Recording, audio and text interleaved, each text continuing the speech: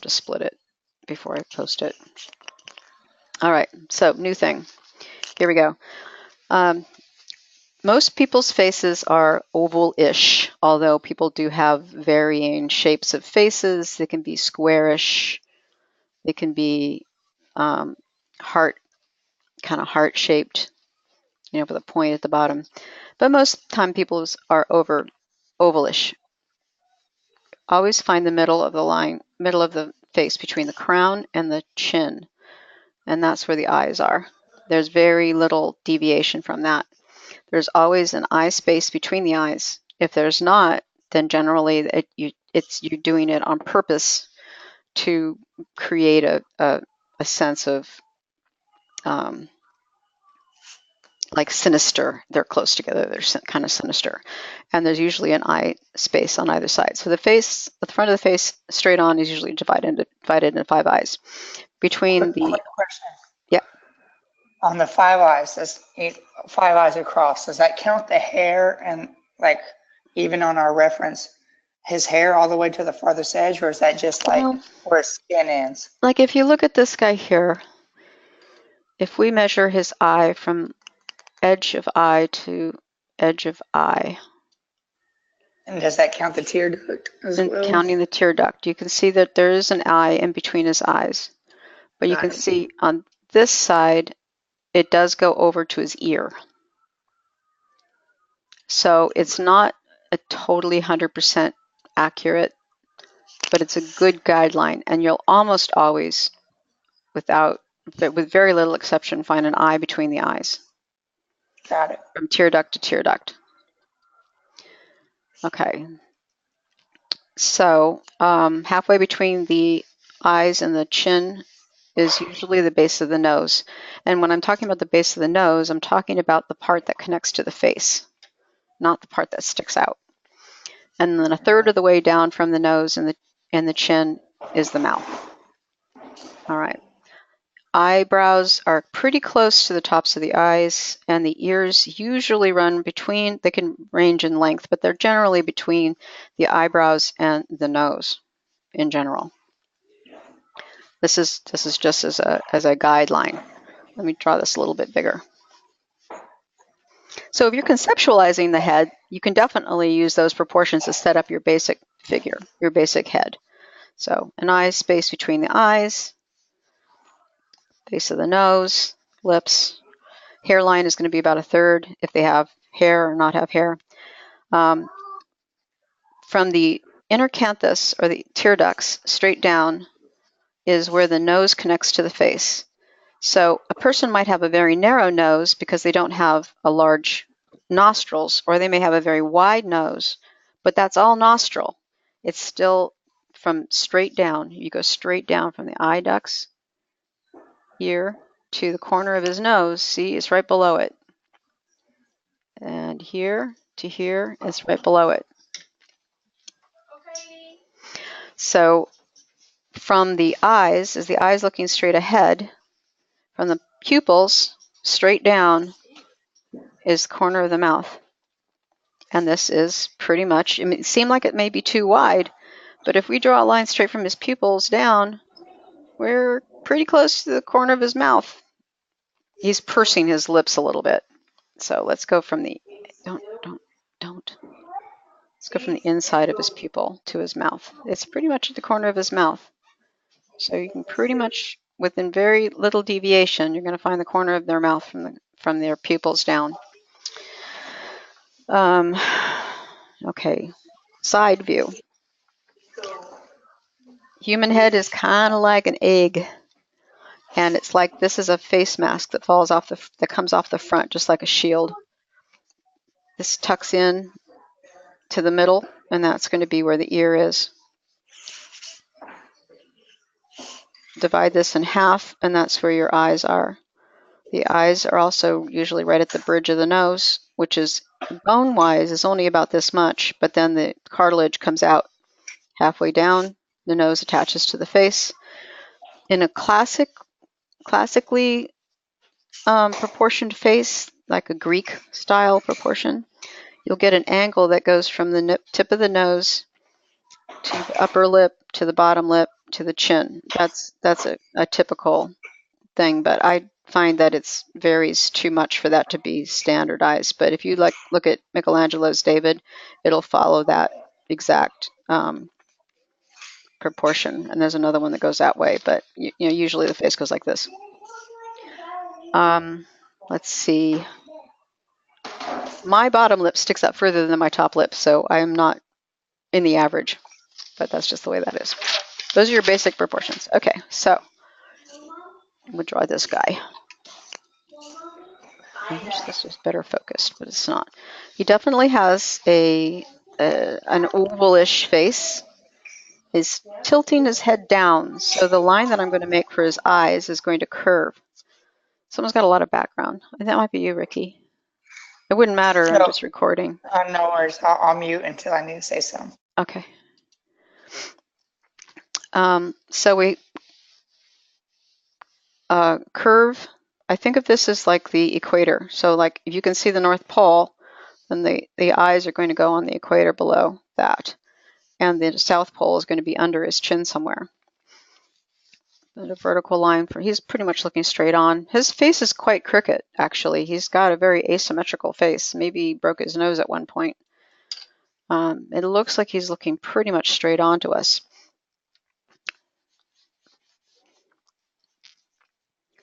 Eyes are a lot further apart than people realize, and they're also a lot deeper set than most people realize.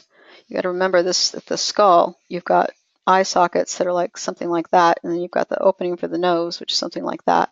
Then you've got cheekbones that come in that help form the bottom part of the eye sockets, and the upper part of the mouth, the mandible, and the teeth curve inside away from you.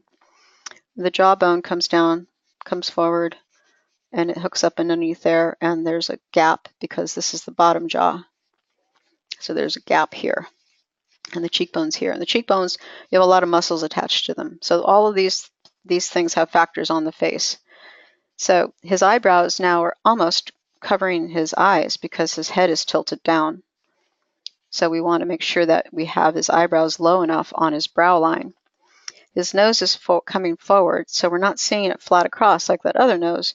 We're seeing it coming down at an angle, but it's still attaching halfway between the approximately, based on perspective and all that other stuff you have to take into consideration.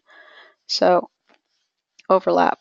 Shadow is important. Make sure you get a good light. We've got a pretty good light coming from like this direction. There's a highlight on his forehead here. There's a highlight on his nose here.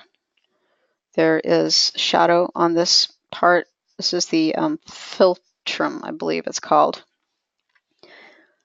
Highlight along the line of his bridge of his nose, so we don't want to put a line there, but we can put a shadow line on this side of the nose that indicates the shadow and how it shadows over his eyes. And his eyes are round and they're going back into his head, so there's a shadow here too to emphasize that these eyeballs are actually round, and you can see really clearly. Let me get a sharper pencil. The thickness of the eyes themselves, the eyelids, the skin has thickness. So, and it's white, it's not black, so you don't really want to draw that in. You don't want to draw lines around people's facial pieces. You just want to draw where the shadow is. So like you'll draw the upper lid because there's going to be a shadow from the upper lid onto the eyeball. So there will definitely be something dark. And then you'll want to draw the iris because the iris is dark. But you're not going to want to draw a line where the lower lid meets unless just a tiny little bit where it might actually touch the surface of the eye, because it's not a line, it's light, basically. This side of the eyeball is a little bit shadowed. And then there's the inner canthus. And then we have the fold of the eyelid as it folds back into the face, and a little bit of a shadow there. Because his face is facing down, he's tilting down, he's got a little bit of a shadow under his eye, but you don't want to overemphasize that because it just makes him look kind of old. And you can maybe put in a little bit of a shadow here for his lower lid. It's a little bit darker, a little bit of a shadow here, a little shadow here, but be very careful because the more lines you put in, the older a person looks, because we are drawn to that attention. Our attention is drawn to that. So we do a little shadow.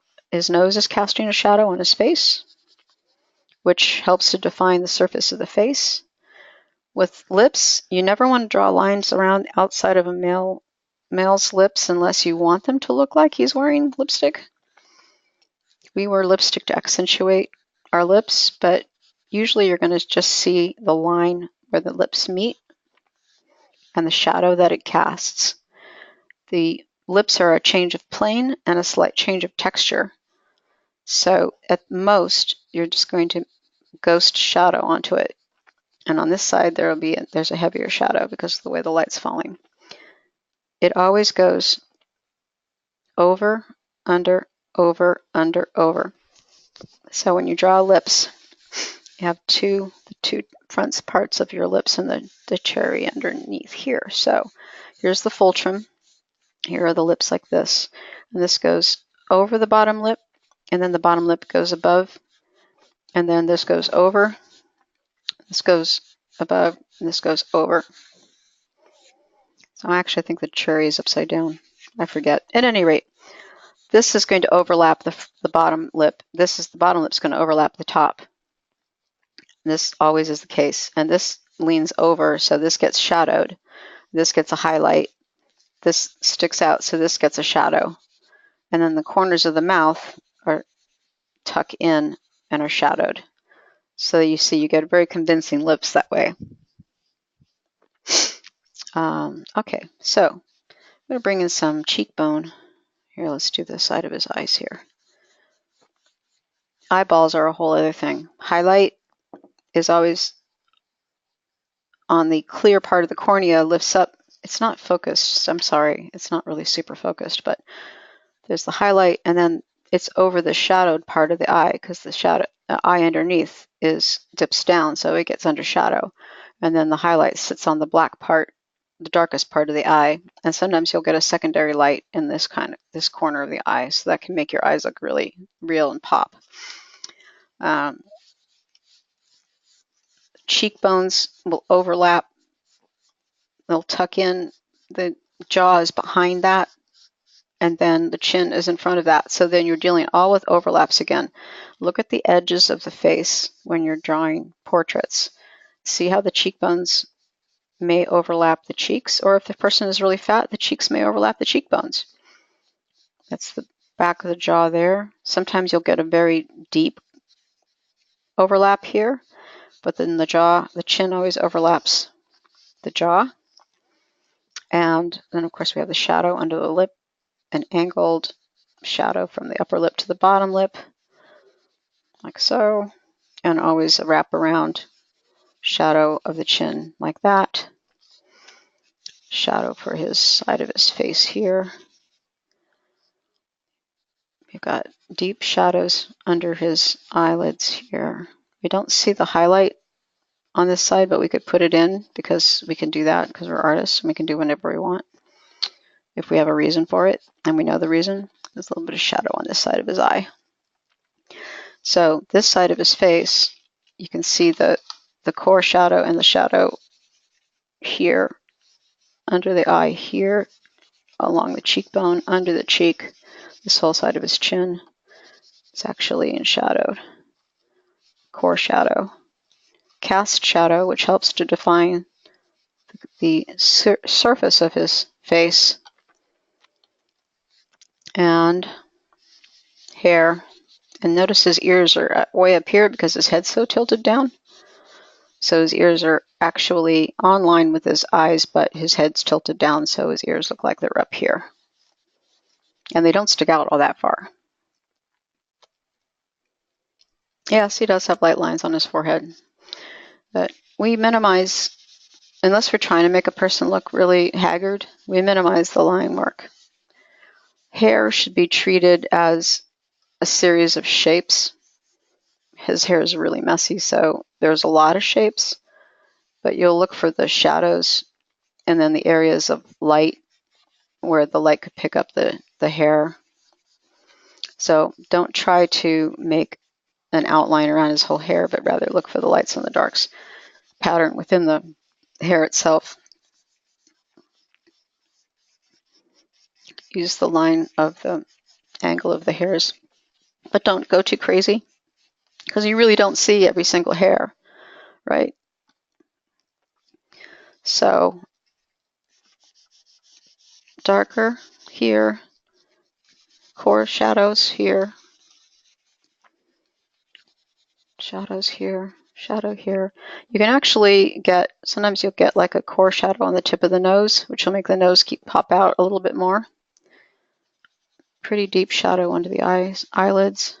So you can accentuate this, of course, to make a person look more or less evil. They could have a furrow.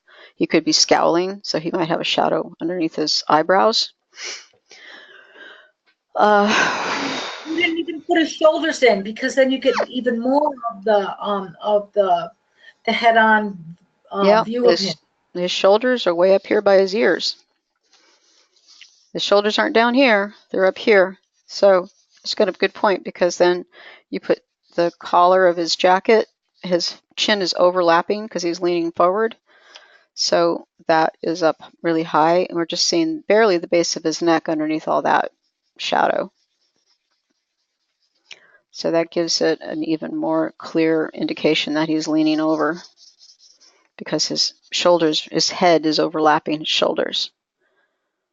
So, does that help? Yes. Let's stop that recording.